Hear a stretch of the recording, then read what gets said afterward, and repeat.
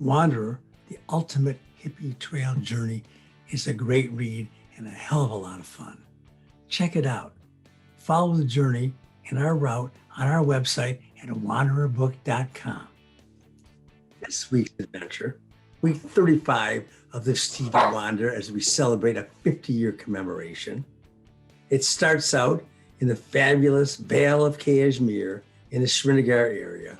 We travel by cab to Pahalgam, get ourselves a tent, make our way out along the Leda River, spend some days living the Hemingway life with me and my English buddies along the riverside with a campfire, going into town, and then finally making our way towards a famous spot, the Amarnath Cave. We went back to Pahalgam, Dick and I, and we made our way out to Shandiwadi and then on to Sheshnag Lake.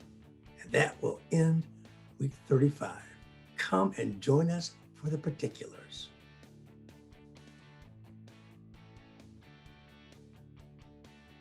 The rest of Sunday, May 30th, 1971, is spent in Srinagar and dealing with these absurd rip-off kings who have been taking advantage of us.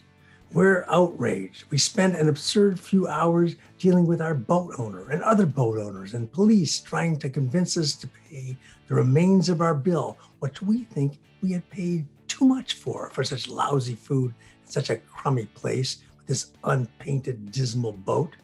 After much hassling, we get moving off the boat as it has grown late. And since we are waiting for the guy who screwed us on our rings.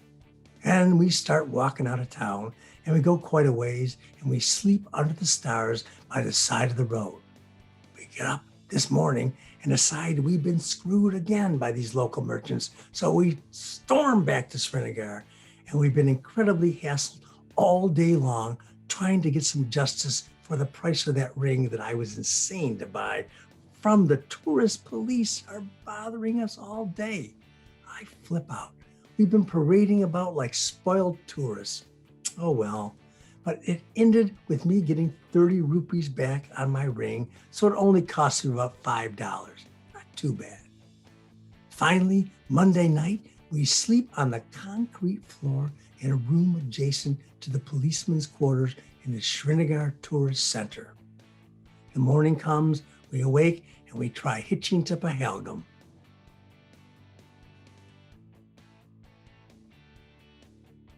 It's morning. We awake and try the hitching to Pahalgam. A taxi offers us a very good price, and we really want to get out of Srinagar after 10 nights, so we just pay to get moving. The scenery and the raging rivers on the way to Pahalgam are shocking. Many beautifully shaped rice paddies in a valley of torrential river that fires along, fed by many beautiful mountain streams. The forests on the mountains become quite heavy.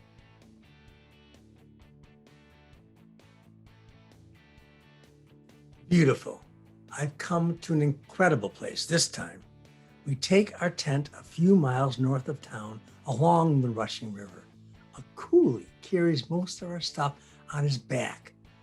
Poor man wearing beat up clothes, actually barefoot. We rent the tent for a week and it should be some cheap living for a while. What a beautiful place this is. We have our own hubbly bubbly water pipe and a few tolas, the local measurement of the finest Kashmiri black hashish, and it will be far out from my head. We're going to camp out along the river.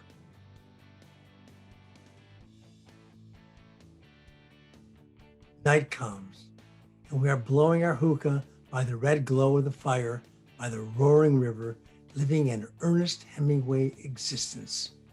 Each day is like being in some vain, glorious camp with little or nothing to do.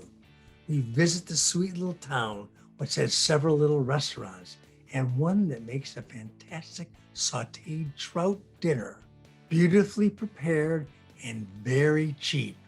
The best food in many, many months on a regular basis.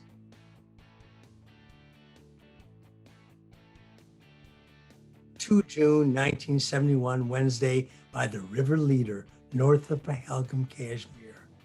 We are only 30 feet from the roaring river, and we have a hearth for cooking only 7 feet from the water. I'm out with nature's beauty, tall pine trees of the size of mountains, plenty of wood with ever-pervading sound of the river. All sounds, Siddhartha. I feel very lazy, and a week of grooving around is very tempting. I have much to do here with my head, the music, yoga, and thoughts. Past, present, future. It'd be nice to get back to Germany by sometime in August to work a bit. Then I could spend a few weeks in Scandinavia. Still thinking about possibilities.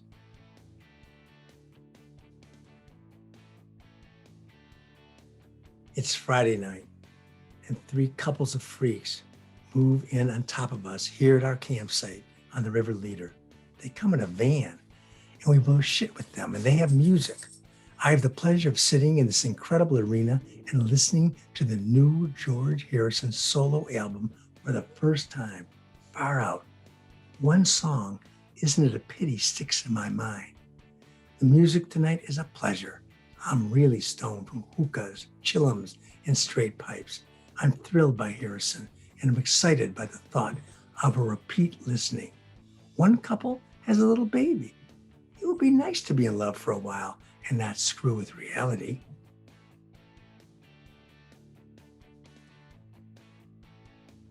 June 1971, Saturday, Pahalgam, Kashmir. 8 months of traveling for me. The trek is to go to and towards the Amarnath Cave, but we can only go a little more than halfway to the famous cave where thousands of pilgrims come with the July-August full moon to visit God in a cave after more snow and ice has melted. Each June is too early to safely travel all the way to Amarnath according to the tourist office. So we will go as far as we are told we can safely do at this time due to the ice on the pass and the melting snows.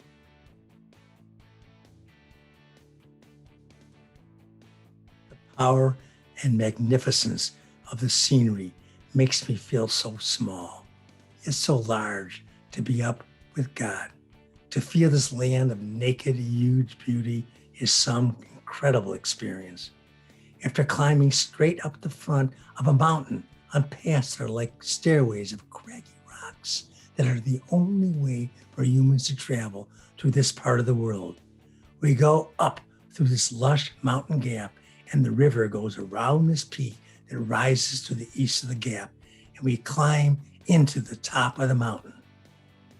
There are many choices of paths for shortcuts that we utilize. The climbing is quite rugged, and we are wearing rubber sandals, open foot. Then we enter into a broad green valley-type meadow that is the gap in the mountaintop. We stop up on a hill and look back at the whole of the series of mountains that the raging river and I have walked together.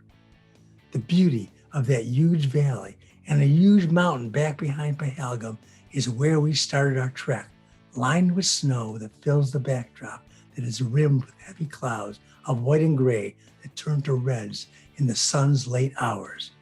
And it is on to Sheshnag for Dick and I.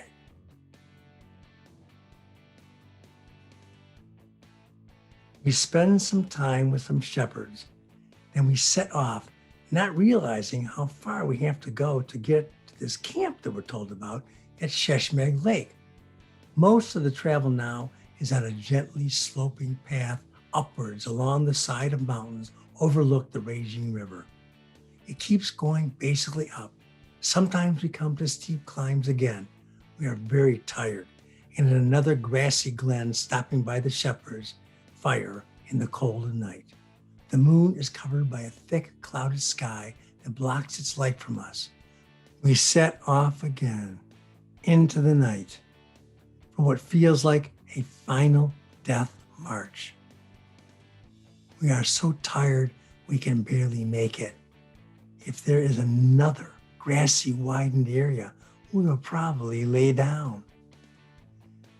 But we are expecting a lodge, and we finally find out that it's a rudimentary shack and in fact is the camp at Sheshnag.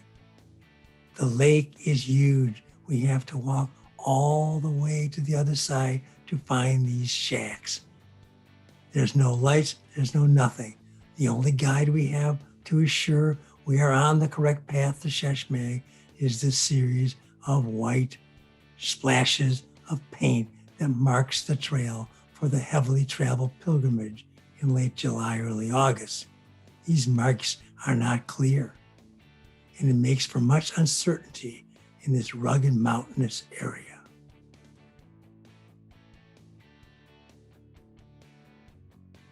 We didn't make it from Sheshnag to the famous Amarnath, where the ice lingam is that shows God to the pilgrims. But we could dream about it. And we spent our wonderful night and thought about going on, but knowing that it would take another time and another lifetime, perhaps. On to Sheshnag we stayed, but it was Amarnath that we would have loved to have seen, but it was not the time for us.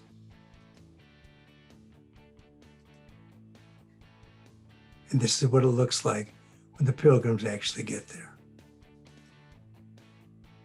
You can see the huge cavern, and we can only dream about it. Week 36 is next week, so come and join us. A brief preview tells us that we'll be leaving the Sheshnag Lake, making our way back to Chandawadi, and finally, late in the night, onto our campsite down the river Leader. And a few days later, we leave this area and we make our way back into the real India and on our way to the town where we have heard the Dalai Lama lives. And we will make our way there. But we'll be staying on the edges of the great Himalayan mountain mass as we leave Pahalgam, make our way through buses, etc., to Dharamsala. This is not the town where the Dalai Lama lives. He lives up above in McLeod Gunj. Anyway, we'll see you next week for our travel from and to Dharamsala. Enjoy yourselves, and we'll see you next week. The Wander is a great read. It uses something we call the active voice. It's a hell of a lot of fun. You feel like you're right there experiencing it with our wanderer. And follow our route of the journey on our website at wandererbook.com. I just found out recently. I had no idea. I just knew there were secrets in my family's past. It was no secret that my grandparents were Nazis. Everyone knew that. I understood why I grew up in Ireland. Then my parents died in a car wreck. I'm the only child. The family lawyer delivered me a letter the day after the funerals. It's from my mom, and it tells the whole sordid story. My entire life is a big lie. I can't live with the tainted blood running through my veins. Leo breaks down and bawls once again. Listen, Leo, I'm a Jew, and I was born in the year that Israel became a modern nation in 1948. All the Jewish babies born that year are a sign of good luck, goodwill, unifiers of mankind. Let me be a representative of the Jewish race for you, and I'm here to tell you that you are forgiven of everything. You are innocent.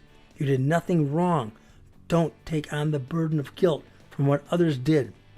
Peace be with you, brother. Namaste. I pat him on the back gently and rub his shoulders. He cries like a little child. It affects me deeply as I cry along with him.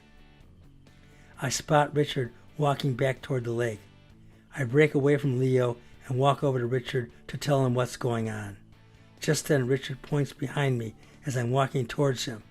I twirl to spot Leo in a dead run toward a nearby cliff. Oh no, Leo, I scream. He keeps on running into a sprint. Richard and I stare in utter astonishment as we watch the young guy leap off the mountain to his death over 1,000 feet below.